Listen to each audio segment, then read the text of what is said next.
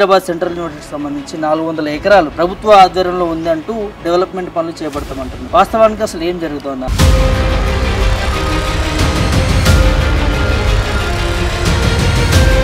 ఇక్కడ ప్రభుత్వం గుంట నక్కగా వ్యవహరిస్తుంది. ఇక్కడ ప్రభుత్వం నిజాన్ని దాచిపెడుతుంది. ఇక్కడ భూమి యూనివర్సిటీ కాదనేది ప్రభుత్వం చెప్పుడు first establish strong statement.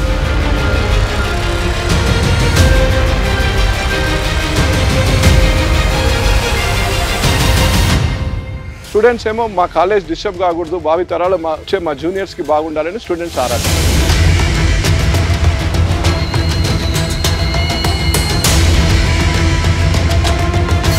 Government ఆరాటం ఏంటంటే ఇమ్మీడియట్ హార్ట్ కేక్ లేకపోతుంది, డబ్బులు వచ్చేస్తాయి, ప్యాకప్ చేసుకోవచ్చు, మిగతా 2-3 నెలల లోపల క్లారిటీ వస్తుందని గవర్నమెంట్ ఆరాటం.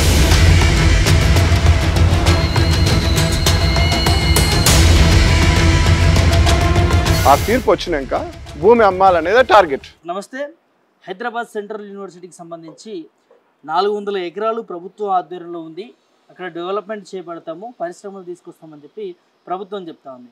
కానీ ఇక్కడ డెవలప్మెంట్ కాదు, ఇక్కడ ఉన్నటువంటి వన్యప్రాణులకి వాటన్నిటికి కూడా ఇబ్బంది కలుగుతుంది అంటూ కూడా ఆ యూనివర్సిటీకి సంబంధించినటువంటి విద్యార్థి నాయకులు ధర్నా చేస్తూ ఉన్నారు. దాదాపు 3 రోజుల నుంచి కూడా కొనసాగుతా ఉంది. సో ఇదే ఇష్యూ పైన మనతో మాట్లాడేందుకు బీఆర్ఎస్ కీలక నాయకులు ఎర్రవెల్లి సతీష్ రావు గారు ఉన్నారు. ఒక్కసారి వారితో మాట్లాడించే ప్రయత్నం కూడా చేద్దాం. నమస్తే అన్న. నమస్తే. ఎట్లా చూస్తారన్న, హైదరాబాద్ సెంట్రల్ యూనివర్సిటీకి సంబంధించి 400 ఎకరాలు ప్రభుత్వ ఆధ్వర్యంలో ఉంది అంటూ డెవలప్మెంట్ పనులు చేపడతామంటున్నారు. వాస్తవానికి అసలు ఏం జరుగుతుందా? యాక్చువల్లీ 1974లో ఎస్టాబ్లిష్ అయినప్పుడు యూనివర్సిటీ 2300 ఎకరాలు యూనివర్సిటీకి ఇచ్చింది. యూనివర్సిటీ అయినాక 1987 to 2010 వరకు 800 చిల్లర ఎకరాలు తీసేసారు. ఆ గచ్చిబౌలి స్టేడియం అని, టీఎన్జిఎస్ అని రకరకాలుగా దాంట్లోకి వెళ్ళి ఇవ్వడం జరిగింది. ఐఎస్బి కొంత రకరకాలుగా ఇచ్చేసిన యూనివర్సిటీ ల్యాండ్ అయిపోయాక ఇప్పుడు మిగిలింది సుమారు 1580 ఎకరాలు. ఈ 1580 ఎకరాల్లో కూడా 2003లో చంద్రబాబు గారు ఆపద్ధర్మ ముఖ్యమంత్రి ఉన్నప్పుడు ఐజేఎం కంపెనీకి బిల్లీరావు అనే క్యాండిడేట్కి ఇవ్వడం జరిగింది. బిల్లీరావుకి ఇచ్చినాక ఏమైంది, 2004లో వారు మళ్ళీ గవర్నమెంట్ రాలేదు, వైఎస్ఆర్ గారు వచ్చారు. వైఎస్ గారు రాగానే ఏంటంటే వీళ్ళు ప్రతిసారి యునైటెడ్ ఆంధ్రప్రదేశ్లో ప్రతిసారి వచ్చి హైదరాబాద్లో ఎక్కడ ల్యాండ్స్ ఉన్నాయి, ఎక్కడ ఏం చేయాలి, ఎక్కడ అలాట్మెంట్ చేయాలి, ఏ విధంగా చేయాలనేదే ఫస్ట్ ఫోకస్. ఆంధ్రప్రదేశ్లో తెలంగాణ రాకముందుకు తెలంగాణ భూములు ఎక్కడున్నాయి, దేని నుంచి ఎక్కడ అలాట్మెంట్ చేయించాలా, ఇక్కడ ఎక్కడ రియల్ ఎస్టేట్ చేయాలి, అదే ఫోకస్, అదే భూముల మీదనే ఫోకస్.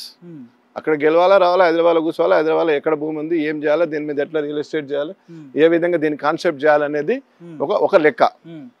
ఆయన ఇంకేం చేసిండ్రు, 2003లో వాళ్ళ ఆపద్ధర్మ ముఖ్యమంత్రిగా బిల్లీరావు గారికి అది స్పోర్ట్స్ దానికోసం అని దీన్ని అలాట్ చేయడం జరిగింది.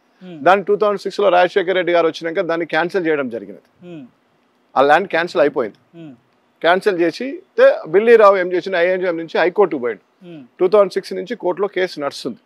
కేసు నడిచినాక 2014లో తెలంగాణ గవర్నమెంట్ వచ్చినా కూడా దాంట్లో ఇంప్లీడ్ కావడం జరిగింది. 2017లో కూడా టీజీఐసీని కూడా ఇంప్లీడ్ చేయడం జరిగింది. కేసీఆర్ గారు కంటిన్యూ దానికి కేసు నడవడం జరిగింది. December 7th కొత్త గవర్నమెంట్ వచ్చింది, రేవంత్ రెడ్డి గారు వచ్చింది. మార్చిలో తీర్పు వచ్చింది.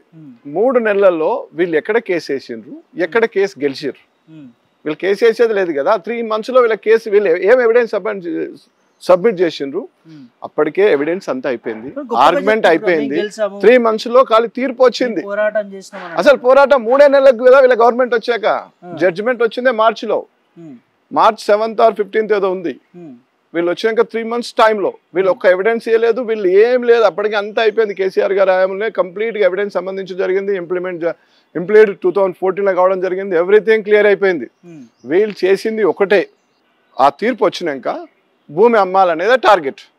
ఎందుకంటే వీళ్ళు కొంత పాత ఇంతకుముందు యునైటెడ్ ఆంధ్రప్రదేశ్ ఉన్నప్పుడు ఉండే కదా, వాళ్ళు రాయలసీమలో గెలవాలి, ఆంధ్ర గెలవాలి, హైదరాబాద్ రాగానే ఎక్కడ ల్యాండ్స్ ఉన్నాయి, దాన్ని ఎట్లా చేయాలి, దాన్ని అలాట్మెంట్ ఎట్లా చేయాలి, వాళ్ళ కంపెనీలను తీసుకురావాలి, ఎక్కడి నుంచి ఎటు డెవలప్మెంట్ పోతుంది, ఎక్కడ అలాట్ చేయాలి, అదే ఫోకస్. తెలంగాణ భూములపైనే వాళ్ళకి ఓన్లీ హైదరాబాద్ భూములే, తెలంగాణ భూములు, హైదరాబాద్ భూములు ఇక్కడ ఫోకస్ చేయాలి, దీన్ని ఇక్కడ సెటిల్ చేయాలి, దీన్ని లీజ్కి ఇవ్వాలి, దీన్ని సంపాదించాలి, మనోడికి ఇవ్వాలి, మనోని డెవలప్ చేయాలి, ఇదే చేయాలి. కానీ రెస్ట్ ఆఫ్ తెలంగాణ ఎక్కడ చేసేది లేదు, కాళేశ్వరం కట్టేది లేదు, లేకపోతే కృష్ణ మీద చేసేది లేదు, ఈ ఒక యాదగిరి గుట్ట కూడా డెవలప్ చేయలేదు, ఏం చేయలేదు. వాళ్ళు ఓన్లీ ఇక్కడ అలాట్మెంట్ చేసుడు, ఇక్కడ హైదరాబాద్ వరకే. అందుకే వాళ్ళకి విడిపోయేటప్పుడు కూడా అత్యంత బాధపడ్డది కూడా హైదరాబాద్ మీదనే. వాళ్ళు తెలంగాణ విడిపోతుంది ఏం పెద్ద బాధ లేదు, హైదరాబాద్ మీద, హైదరాబాద్ ల్యాండ్స్, హైదరాబాద్ భూములు, హైదరాబాద్ కంపెనీలు, దీని మీదనే వాళ్ళ బాధ. సో ఈ గవర్నమెంట్ కూడా వచ్చినాక 3 నెలలకి ఈ తీర్పు వస్తే మేము గెలిచి వచ్చినాం, ఈ మా తీర్పు గవర్నమెంట్కి అనుకూలంగా వచ్చింది, ఈ భూమి మాది అంటున్నారు. ఒక గుంట భూమి కూడా హైదరాబాద్ యూనివర్సిటీకి రిజిస్ట్రేషన్ లేదు, ఒక 1 గుంట కూడా లేదు, అంతా కూడా గవర్నమెంట్ పేరు మీదనే ఉంది. కానీ గెజిట్లో అలాట్ చేసింది 2300, దాని తర్వాత చేసింది 800 ఎకర్స్, ఆల్రెడీ 10 వరకు అయిపోయింది. ఇప్పుడు ఉంది 1580 ఎకరాలు. కాంపౌండ్ వాళ్ళకి మాత్రం యూనివర్సిటీ వాళ్ళు కట్టుకున్నారు, కాంపౌండ్ వాళ్ళు మాత్రం యూనివర్సిటీ పొజిషన్ అది. యూనివర్సిటీ కూడా గవర్నమెంట్దే కదా. అది మరి ప్రభుత్వం అండర్లో ఉన్నప్పుడు మరి యూనివర్సిటీ ఎందుకు కొట్లాడుతా ఉంది, విద్యార్థులు ఎందుకు నిరసన? విద్యార్థులు జనరల్గా ఏంటంటే వాళ్ళకు యూనివర్సిటీతో బంధం ఉంటుంది కదా, వాళ్ళంతా 2 ఏళ్ళు 3 ఏళ్ళు నుండి వెళ్ళిపోతారు. వాళ్ళు ఒక 2-3 ఏళ్ళ నుండి వెళ్ళిపోయేటోళ్ళు అయినా కానీ వాళ్ళు దాని మీద యూనివర్సిటీ ఉన్న బంధంతో ఈ భూమి ఇట్లా పోకూడదు, దీని కంటిన్యూటీ ఉండాలి, భావి తరాలు మా స్టూడెంట్స్కి ఈ భూమి కంటిన్యూ, ఈ కాలేజ్ ఇట్లా ఉండాలి, దాంట్లో అక్కడ పచ్చిక బయళ్ళు ఉన్నాయి, జింకలు ఉన్నాయి, దుప్పులు ఉన్నాయి, అన్ని బఫెల్లో పార్క్ వాటర్ అది ఉంది, అన్ని ఉన్నాయి కాబట్టి కంటిన్యూ ఉండాలనేదే విద్యార్థుల. కానీ ఇక్కడ ప్రభుత్వం మాత్రం అక్కడ ఎలాంటి వన్యప్రాణులు, ఏ జంతువులు, ఓన్లీ గుంటనక్కలు ఉండి అక్కడ చేస్తూ ఉన్నాయి అంటూ కూడా, ఇదే విధంగా ఈ ధర్నా వెనుక, నిరసన వెనుక కూడా బీఆర్ఎస్ బీజేపీ ప్రతిపక్షాలు చేపిస్తూ ఉన్నారు అని చెప్పి మాట్లాడుతూ ఉన్నారు. ఇక్కడ ప్రభుత్వం గుంట నక్కగా వ్యవహరిస్తుంది, ఇక్కడ ప్రభుత్వం నిజాన్ని దాచిపెడుతుంది, ఇక్కడ భూమి యూనివర్సిటీ కాదనేది ప్రభుత్వం చెప్పుడు first establish wrong statement. University పేరు మీద గుంట కూడా రిజిస్ట్రేషన్ లేదని నేను చెప్తున్నాం. యూనివర్సిటీ పేరు మీద గింత భూమి ఉంది, గింత అయింది, గింత అలాంటి ఒక శ్వేతపత్రం రిలీజ్ చేయొచ్చు కదా. ఇంకా అత్యంత బాధాకరం ఏంటంటే అలా ఇప్పుడున్న కేబినెట్ మంత్రులు 2 మంత్రులు ఆ కాలేజ్ స్టూడెంట్స్ అని చెప్తున్నారు. అసెంబ్లీలో శ్రీధర్ బాబు గారు ఒక గుంట కూడా పోనీయము, కాలేజీ అసలు ఒక గుంట కూడా అమ్మమని చెప్పారు. మరి మొత్తం 2300 ఎక్కడుందో ఒక శ్వేతపత్రం రిలీజ్ చేయండి, ప్రజలకు తెలియనియండి, ప్రజలకు తెలియాలి కదా. ప్రజలకు తెలిస్తే మీరు ఏం చేస్తున్నది అర్థమవుతుంది కదా. స్టూడెంట్స్ ఏమి ఉత్తగా వాళ్ళు ఏదో రెచ్చగొడుతున్నారు, బీఆర్ఎస్ పెయిడ్ ఆర్టిస్టులు, ఇవన్నీ ఉత్తగా గాలి మాటలు ఎందుకు? మీరు శ్వేతపత్రం రిలీజ్ చేయొచ్చు కదా, గంట లోపల చేయొచ్చు. ఈ ప్రాసెస్ అంతా చూస్తూ ఉంటే కూడా జేసీపీలు కావచ్చు అవన్నీ కూడా ఉగాది, రంజాన్ ఏదైతే పండుగ సెలవులు ఉన్నటువంటి సందర్భంలోనే వర్క్ జరుగుతూ ఉంది, దాంతోపాటు రాత్రి టైంలో జరుగుతూ ఉంది. ఇదంతా అంటే ఈ ప్రభుత్వం దరిద్రమే. అది శనివారం, ఆదివారం, శుక్రవారం పనిచేయడం ఎందుకండి? 10th మార్నింగ్ మంచిగా నీట్గా చేయొచ్చు కదా. హైకోర్టు కూడా చివాట్లు పెట్టింది, ఎందుకు హాలిడేస్ రోజు వర్క్ చేస్తున్నారని చెప్తున్నారు. హాలిడేస్ రోజు ఎందుకు చేయాలి? మీరు మంచిగా మండే రోజు 10:30కి వచ్చి కొబ్బరికాయ కొట్టి పూజ చేసి ఆడున్న కన్సల్టింగ్ మంత్రి గారు వచ్చి నీట్గా కూర్చొని చేయొచ్చు కదా. మేము అంతకుముందు అదే విధంగా చేసింది కదా గత ప్రభుత్వం. ఏది చేసినా ఇప్పుడు సపోజ్ గోదావరి మీద పనిచేసినా కానీ పోయి గోదావరి కుంకుమ, చీర అన్ని సమర్పించి కొబ్బరికాయ కొట్టి దండం పెట్టి స్టార్ట్ చేసేది. ఆ ఒడవడికి ఎందుకు జరగట్లేదు? ఆ విధంగా ఎందుకు చేయొచ్చు కదా, ఎందుకు చేయట్లేదు? ఆ ప్రాంతంలో పరిశ్రమలు తీసుకొస్తే ఉద్యోగాలు వస్తాయి, డెవలప్మెంట్ అవుతుంది. దీన్ని ప్రతిపక్షాలు రెచ్చగొడతా ఉన్నాయి అంటున్నారు. బీఆర్ఎస్ హయాంలో భూములు తీసుకోలేదా, అభివృద్ధి చేయలేదా, మేము చేయకూడదా, మాకు పేరు వస్తుందని చెప్పి ఇట్లా చేస్తున్నారు అంటున్నారు. అంటే యూనివర్సిటీకి ఎక్కువ చదువుల దగ్గరనే పోయి యూనివర్సిటీ ల్యాండ్ తీసుకొని మీరు పరిశ్రమలు పెట్టాలా? పోండి, కొంచెం ముందుకు పోండి, మోమిన్పేట పోండి, ఇక్కడ గవర్నమెంట్ ల్యాండ్ ఎక్కడ పెట్టినా వస్తుంది కదా. గవర్నమెంట్ మీరు వాళ్ళకి వసతులు కల్పిస్తే సరిపోతుంది. యూనివర్సిటీలో ఎందుకు విద్యార్థులు దేవాలయంగా భావించే యూనివర్సిటీని డిస్టర్బ్ చేయడం కరెక్ట్ కాదు కదా. ఎక్కడేం చేయొచ్చు గవర్నమెంట్, అదే ఎందుకు చేయాలి? అంటే అదే ఎందుకు చేస్తున్నారు ప్రభుత్వం మీరు అన్నట్టు? కావాలండి, ఎందుకంటే అది హార్ట్ కేక్ లెక్క ఉంది. వాళ్ళు ఎవరైనా కమిట్మెంట్ తోటి అయినరేమో, హార్ట్ ఆఫ్ ద సిటీ ఉంది, లంగ్ స్పేస్ కావాలనేమో, అక్కడ ఇల్లు కట్టుకున్న ప్రజలు విద్యార్థులకు ఏమో యూనివర్సిటీ ఉండాలని. దాని సరౌండింగ్స్ ఉన్నది మొత్తం ఆల్రెడీ వెస్ట్ జోన్ బాగా పెరిగిపోయింది, వెస్ట్ బాగా ఎస్టాబ్లిష్ అయింది. వెస్ట్ నుంచి బోత్ సైడ్స్ నుంచి థిక్ డెవలప్మెంట్. అది అటు సంగారెడ్డి నుంచి కానీ, ఇటు ముందు సదాశివపేట కానీ, అటు జైరాబాద్ మొత్తం మూవ్మెంట్ వచ్చి డెవలప్మెంట్ మూవ్మెంట్ అది. కాబట్టి అంత కాంక్రీట్ జంగల్ అయింది. 50 ఫ్లోర్లు, 60 ఫ్లోర్లు, 70 ఫ్లోర్లు వస్తున్నాయి. కాబట్టి కొంత లంగ్ స్పేస్ ఉండాలని మా ప్రజలు కోరుకుంటున్నారు. స్టూడెంట్స్ ఏమో మా కాలేజ్ డిస్టర్బ్ కాకూడదు, భావి తరాలు వచ్చే మా జూనియర్స్ కి బాగుండాలని స్టూడెంట్స్ ఆరాటం. గవర్నమెంట్ ఆరాటం ఏంటంటే ఇమ్మీడియట్ హార్ట్ కేక్ లేకపోతుంది, డబ్బులు వచ్చేస్తాయి, ప్యాకప్ చేసుకోవచ్చు, వితిన్ 2-3 నెలల లోపల క్లారిటీ వస్తుందని గవర్నమెంట్ ఆరాటం.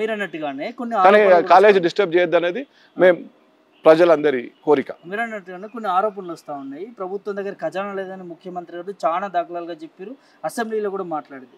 సో ఈ వివాదం వెనుక ఖచ్చితంగా డబ్బుల కోసమే, రాష్ట్రాన్ని ఆదాయం తీసుకోవడం కోసమే అంటున్నారు. నిజమేనంటారా? అంటే డబ్బులకు ఈ గత ప్రభుత్వము రహదారి ఉండే, డబ్బులు ఏ విధంగా రావాలి, ఏ విధంగా పోవాలి. వీళ్ళు ఏం చేసినంటే ఆ వేళ కాకుండా పక్క నుంచి డైవర్ట్ అయ్యారు. అంటే సపోజ్ ఎగ్జాంపుల్ ఒకటి చెప్తాం మీకు. కేసీఆర్ గారు కానీ, బీఆర్ఎస్ నాయకులు కానీ ఎక్కడైనా రైతు బంధు రేపు వస్తుంది, టింగ్ టింగ్ టింగ్ మీ అకౌంట్లో పడుతుందని చిన్న నాయకుడు కానీ పెద్ద నాయకుడు ఆ వర్డ్ చెప్పేది. అది మా పాత రహదారి. దానికి ముఖ్యమంత్రి గారు ఏం చేశారు, రేపు 26 జనవరి ఉంది, టక్కీ టక్కీ టక్కీ పడుతుంది అన్నారు. వాళ్ళ దారి టక్కీ దారి, మా దారి టింగ్ టింగ్ దారి. టింగ్ టింగ్లో ఉండుంటే ఈ ప్రాబ్లం వచ్చేది కాదు. ఎందుకంటే టింగ్ అంటే మేము పెట్టిన ఈ ఫార్మర్ రైస్ క్యాన్సిల్ చేసారు, మేము 50% డబ్బులు కట్టినాం, అది క్యాన్సిల్ అయిపోయింది, అది వద్దన్నారు, దానికి వృధా అన్నారు. మరి ఇప్పుడు 200 కోట్లు పెట్టి అందాల పోటీ తీసుకొస్తామన్నారు. అందాల పోటీ ఇప్పుడు నడుస్తుందా? అందాల పోటీకి ఏమైనా వాల్యూ ఉందా? ఇప్పుడు అదంతా ఓపెన్ అయిపోయింది. FTV ఫ్యాషన్ టీవీలు అంతా జనం అయిపోయింది, అది అయిపోయిన సబ్జెక్ట్ని అవుట్డేట్ సబ్జెక్ట్ తీసుకొచ్చేందుకు. మళ్ళీ ఇంకోటి వీళ్ళే అంటారు అసెంబ్లీలో EV మోటార్స్ కోసం మేము స్పెషల్ చేస్తున్నాము, మేము BYD తీసుకొస్తున్నాము, ఇది చేస్తున్నాం అన్న. అవన్నీ మేము వేసిన ఫౌండేషన్సే కదా, అట్లా ఉంది. అందుకోసమే కదా వీళ్ళు హైడ్రా తీసుకొచ్చి ఈ శనివారాలు ఆదివారాలు పలగొట్టి జనాన్ని భయభ్రాంతులకు గురి చేసి, మామూలు సామాన్య జనుడు బ్యాంకులు FD అయినా పెట్టుకుంటుంది కానీ ప్లాట్ కొనుక్కోవట్లేదు, ఎక్కడ ఇన్వెస్ట్మెంట్ చేయకుండా రియల్ ఎస్టేట్ డౌన్ అయిపోయింది. రియల్ ఎస్టేట్ డౌన్ కావడం వల్ల రిజిస్ట్రేషన్ ఆదాయం తగ్గిపోయింది. సో ఏం చెప్తారా ఫైనల్గా ఆ యూనివర్సిటీకి సంబంధించి డెవలప్మెంట్ చేయాలంటారా వద్దని చెప్తారా, విద్యార్థులకు భరోసా ఉంటారా? ఇప్పటికైనా గవర్నమెంట్ భేషజాలకు పోకుండా విద్యార్థులకి కూర్చోబెట్టి చర్చించి వాళ్ళ ల్యాండ్ వాళ్ళకు హ్యాపీగా ఉంచి వాళ్ళని ప్రశాంతంగా చదువుకునేటట్టు పెట్టి, ఎందుకంటే ఇది మన హైదరాబాద్, యూనివర్సిటీ ఆఫ్ హైదరాబాద్ దాని పేరు కూడా, దాని హైదరాబాద్కు ఒక మచ్చ తీసుకురాకూడదు.